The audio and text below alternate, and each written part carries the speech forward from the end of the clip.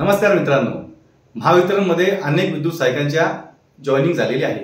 भरपूर लोकांना झोन सुद्धा मिळाले आहेत, परंतु भरपूर ज्या लोकांना झोन मिळाले आहेत त्या लोकांच्या मनामध्ये आता थोडेफार प्रश्न निर्माण झाले आहेत की जसं की आम्हाला झोन भेटलाय तर आमची जॉईनिंग आता झोनलाच होईल का?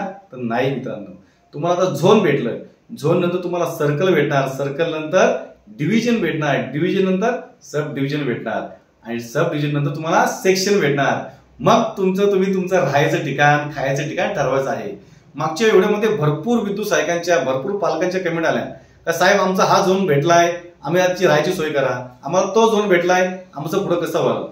तर लक्षात घ्या, तुम्हाला आता फक्त झोन भेटलेत, झोन नंतरची पण भरपूर प्रक्रिया अजून बाकी आहे। जसं की आपण घेऊया कल्याण झोन। अंदाजे कल्याणला 491 विद्युत सायकलच्या जॉईनिंग झालेली आहे। तर त्या विद्युत सायकलला जसं झोन भेटलंय त्या आता कल्याण झोन मध्ये काय येतं? सर्कल येतात। सर्कल किती आले त्यामध्ये? कल्याण 1, कल्याण 2, वसई, पालघर असे 4 सर्कल आले। तर त्या 4 सर्कल मध्ये आपण पकडूया एक सर्कल पकडूया माहितीसाठी। असे प्रत्येक झोन मध्ये सर्कल आहेत, डिव्हिजन आहेत, सब डिव्हिजन आहेत। तर त्यातला एक सर्कल पकडूया आपण कल्याण ग्रामीण सर्कल। तर कल्याण ग्रामीण सर्कल मध्ये सब डिव्हिजन किती आले? दुसरे डिव्हिजन आले, जसं की बदलापूर डिव्हिजन, कल्याण ग्रामीण डिव्हिजन, उल्हासनगर 1, उल्हासनगर 2। मग ह्या डिव्हिजन मध्ये आपण पुन्हा बदलापूर डिव्हिजन पकडूया। बदलापूर डिव्हिजन मध्ये काय आलं? पुन्हा सब डिव्हिजन आले। सब डिव्हिजन कुठले आले? जसं की बदलापूर ईस्ट सब डिव्हिजन, बदलापूर वेस्ट सब डिव्हिजन आणि मुरबाड सब डिव्हिजन। मग ह्या सब डिव्हिजन मध्ये आपण पुन्हा एक एक्झाम्पल म्हणून बदलापूर ईस्ट सब डिव्हिजन घेऊया। मग ह्या बदलापूर ईस्ट सब डिव्हिजन मध्ये काय आलं? पुन्हा सेक्शन आले। त्यामध्ये 4 सेक्शन आले, जसं की कुलगाव 1, कुलगाव 2, कुलगाव 3 आणि वांगणी सेक्शन। मग ह्या सेक्शन असं जे सेक्शन आहेत त्या सेक्शनला विद्युत सायकलनो तुमची जॉईनिंग होणार आहे।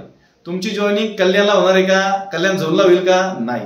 तर कल्याण झोन, कल्याण झोन, कल्याण झोन नंतर सर्कल, सर्कल नंतर डिव्हिजन, डिव्हिजन नंतर सब डिव्हिजन, सब डिव्हिजन नंतर सेक्शन।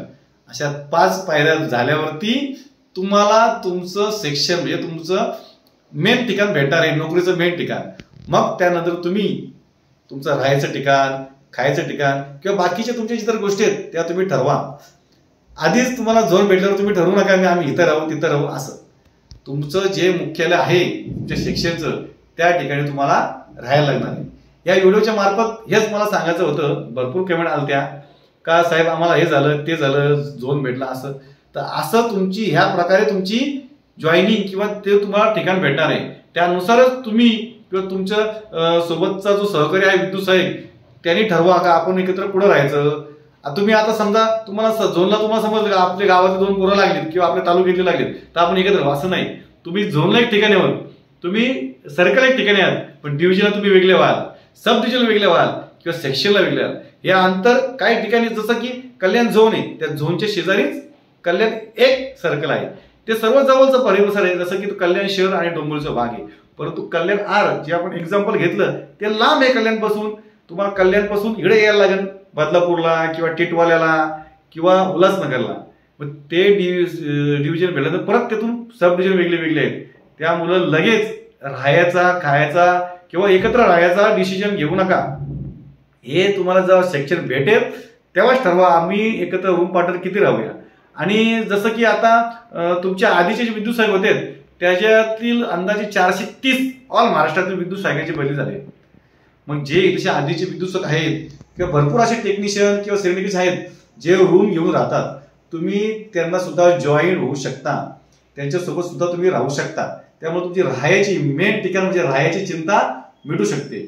आणि दुसरा विशेष म्हणजे महिलांचं, भरपूर महिला महावितरणमध्ये काम करत आहेत, अजिबात घाबरायची गरज नाही। तुमची सुद्धा राहायची खायची सोय ऑटोमॅटिक होणार आहे।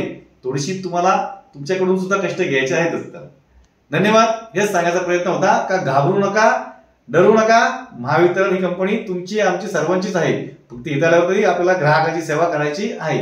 धन्यवाद।